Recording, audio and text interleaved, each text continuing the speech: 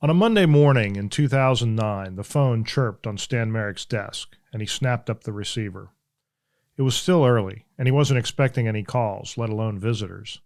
On the other end, the front desk receptionist sounded nervous. Half a dozen men in dark windbreakers had filed into the lobby moments earlier and demanded to see the owner of the company.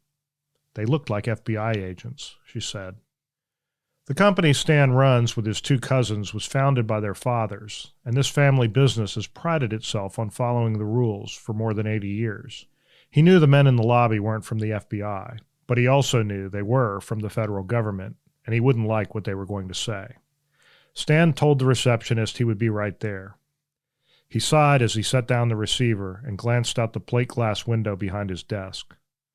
He had a corner office, but it didn't offer much to look at. Other CEOs in Houston stared down from lofty skyscrapers, but his view was only one story off the ground and overlooked an area where his employees were loading drywall onto trucks to be sent to job sites.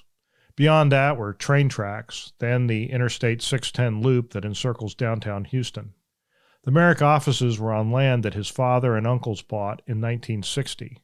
Stan oversaw a construction enterprise, known simply by his family name, Marek, that stretched across the Southwest and employed more than 2,000 people.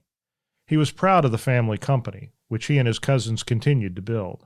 He wondered if the men in the windbreakers waiting in his lobby could appreciate the sacrifices 3 generations of Mareks had made to get to this point. Stan walked down the chrome-railed staircase, across the breezeway his construction crews used as a loading dock in the mornings when they arrived for their shifts, and badged himself into the main building. He was 5 feet 8 inches tall, and although he was in his late 60s, he didn't look like it. His hair was graying, but he walked quickly, like someone who still had a lot to get done. Across the expansive 2-story lobby, he could see the agents. On the back of their jackets, in big yellow letters, was one word: ICE, the acronym for Immigration and Customs Enforcement. As Stan approached the agents, he knew this was the moment he and a great many other employers in Houston had been dreading. ICE was formed as a division of the Department of Homeland Security in the wake of the September 11, 2001 terrorist attacks. The assaults on U.S. soil reshaped a host of government programs and created several new federal agencies. ICE combined the old U.S. Customs Service and the U.S. Immigration and Naturalization Service. Congress infused it with a unique combination of civil and criminal authority. As Stan walked toward them, the ICE agents turned to face him. The administration of President Barack Obama, who took office in 2009, had promised a new get-tough policy on illegal immigration. It focused less on rounding up undocumented workers and instead directed government enforcement efforts at the companies that employed them.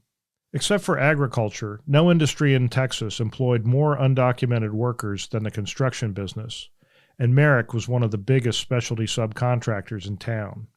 It got its start hanging drywall and later expanded into carpentry, flooring, and painting, basically any interior construction work that a developer required.